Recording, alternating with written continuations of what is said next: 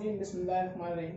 Assalamu alaikum. This is me Jabbar Singh Tunyu, and today I am making the semester presentation video of my subject, the history of English language.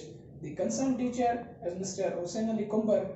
For my semester presentation, I was choosing the 4 topics, which are: first is the origin of language, number 2 is importance of language, number 3 writing invention, number 4 Middle English. I'm moving towards my first topic, origin of language. Before I may start these theories, how the origin of language started, I may tell you that the exact and the original origin of language is till not defined by anyone. Means the original or the exact origin of language is unidentified till, because no one is told us, no one is wrote that from where the exact origin of language has been started, from where the language is started. As we know, we are Muslims. Our faith, our belief on Allah, and our religion is Islam. On the basis of language, Islam said that we know that the first person on this earth created by Allah was the Adam. And when Allah created the Adam, Allah gave him the knowledge of things and give him the language. According to Islam, according to our faith, the origin of languages is started from the Hazrat Adam. But the scientists and the non-Muslims said that till the original origin of language has been unidentified. Now I'm moving towards the theories. There are some theories. Before I start the theories, I have told you that these theories are become wrong, because no one from this 6 theories has been give us the exact knowledge about the origin of languages. There are many theories, but important and the main theories are these. First one is the Bobo theory, second the Popo theory, number 3 is Ding Dong theory, number 4 is Yohio theory, number 5 is the Tata theory, number 6 the Lala theory. The Bobo theory. The writers of Bobo theory, they said that the sounds and the speech and the language start from the sounds of nature, birds, streams, lakes. Means they said that the language is started and the speech is started, created, or comes from the sounds of nature, sounds of birds, sounds of lakes, sounds of streams, etc. But after some time, that theory become wrong. Then comes the Popo theory. In this Popo theory, the writers of this Popo theory said that the language in the speech comes from sounds of surprise, sounds of fear, sounds of pain. When people used to work together and suddenly they got any pain, or suddenly they got a surprise, they use the sounds like yo, wow, etc. And they said that the language in the speech comes from that sounds. But unfortunately, this theory also goes wrong. Number 3 is Ding Dong theory. The writers of Ding Dong theory said that the speech and the sounds the language come from the instruments of sounds, instruments of sound, the harmony sounds. But unfortunately, this theory also goes wrong. Number 4 is the Yohio theory. In this Yohio theory, the writers of Yohio theory said that the sounds comes from the physical actions. When people used to work together, as I told you before, when people used to work together or take a high weight of anything, a huge weight of anything, they used to eat, etc. The sounds like that. Then they said that the writers of the Yohio theory said that this sound creates the language. But unfortunately, as above theories goes flop or wrong, this theory also goes wrong. Then comes the Tata theory. In this theory, the writer said that the sounds and the language comes from the gesture, postures of mouth and the hands. For example, someone is going to anywhere, and another person said him the Tata, like this, handshaking. And they said that the language and the speech comes from such kind of gesture postures. But unfortunately, this theory also goes wrong. The last theory is that the Lala theory. The writers of Lala theory said that the sounds and the speech and the language comes from the songs, from the poetry, from the playfulness, musics, etc. But unfortunately, this theory also goes wrong, because they all theories have a limited sounds, limited language, limited words, but the language is a lot of sounds and a lot of words, a lot of vocabulary, etc. As we are Muslims, our belief is that Allah created us, and first human created by Allah was Adam, and Allah gives him a knowledge of each and everything. When Allah created Hazrat Adam alayhi salam and gave him knowledge and gave him language, then Allah took some fruits in front of Hazrat Adam alayhi salam and said, Hazrat Adam alayhi salam, to tell me the names of these fruits. Then Hazrat Adam alayhi salam started to tell the names of these fruits, like this is banana, this is apple, this is orange, etc. As we are Muslims, our belief is that from when Allah created the first man in the world is Hazrat Adam alayhi salam, and Allah gives him language. So this is all about my today's first topic, which is the origin of language. Now I'm moving towards my second topic, which is importance of language. As we know that language is very important, especially nowadays in 21st century. Language has a huge role in all over the world. Language, first of all, what is language? Language, in easy words, the definition of language is that the language is the source of communication. Means if we want to communicate, if we want to talk with anyone, we need a language. There are thousands of languages in the world, almost 6,912 languages in the world nowadays, and almost 25 languages died per year. What is language? The importance of language, the Aristotle, a huge philosopher, says that the main difference between the human and the animals, he said that the human is also the animal, but humans are the irrational animals. One thing which rises the humans from the animals is that he has the ability to reason the anything, and it is quite clear that without language, reason is not possible. Means the language is the main thing which raise the humans' abilities, raise the humans from the animals. Another scholar of the America named Wittgenstein, he said that limited of my language means limited of my life. Means this statement said that if I know a huge language, means I have a huge life, means I can speak in all over the world. But if I have a limited language, it means I have a limited life. Because if we are living a life without the language, means no sounds, no action, no doing anything, no work, no pleasant, no entertainment, means life is nothing without a language. My own definition on the language is that the language is the instrument which change the phonology of mind. Means phonology means the study of sound. Means language is the instrument who change the sounds of minds in sounds, in tongue sounds.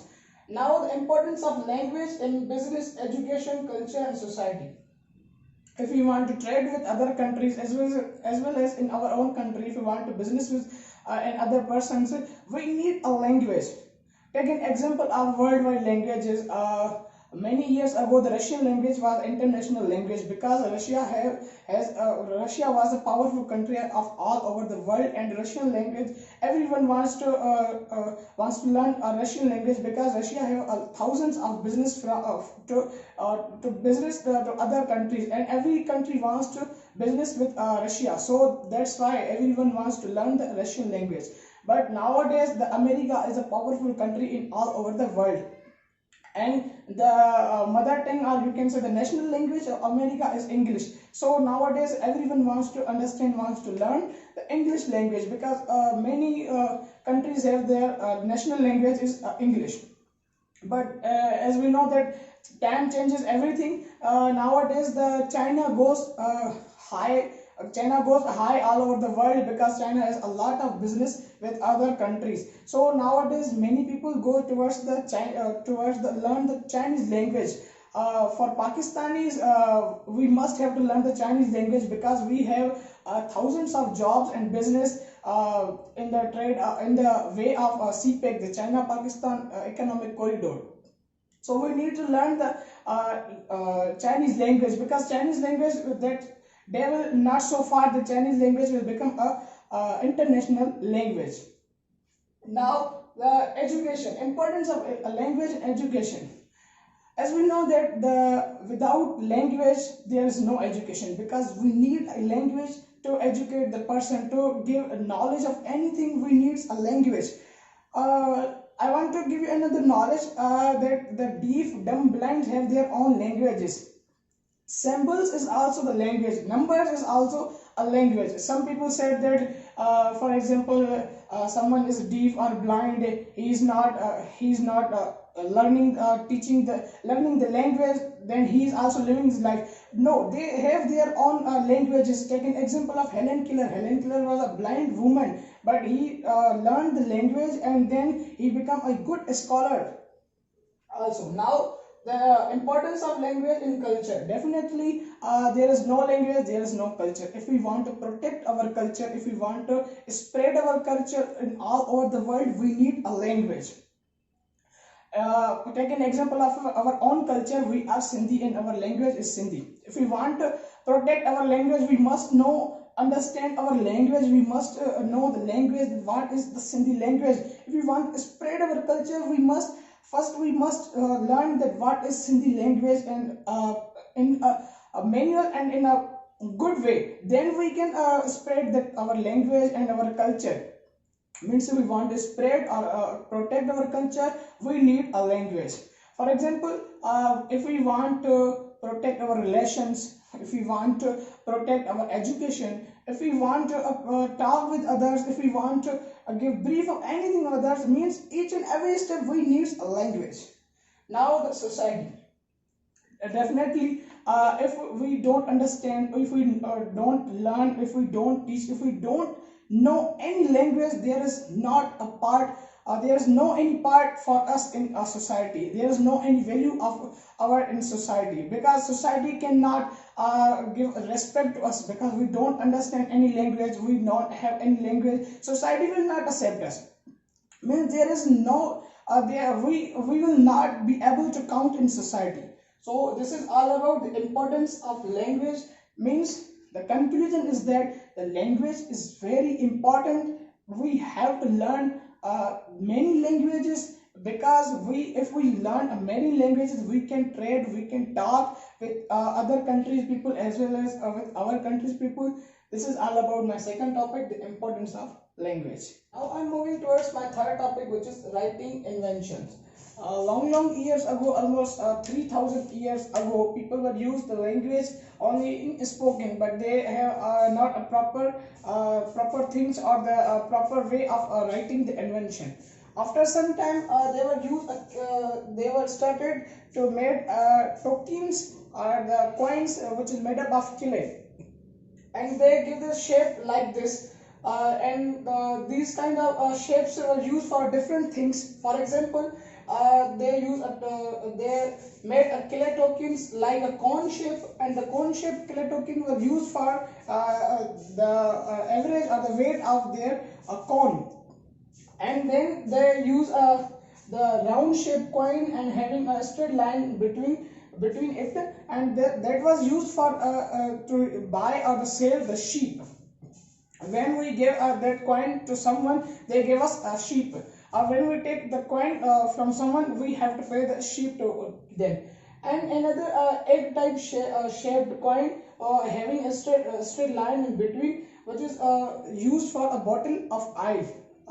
After some time, the number system has been invented. When the number system has been invented, and this first clay tokens were used only for one purpose. Means they are used for properties, and when they are used for when anyone wants to buy or sell a sheep, they need a one coin. If he wants to buy two sheep, he needs to give two coins. But after when number system invented, then they use a one coin for many things or many objects. For suppose a coin having a 20 lines, that 20 line coin used for the 20 objects or the 20 sheets. That is known as a number system.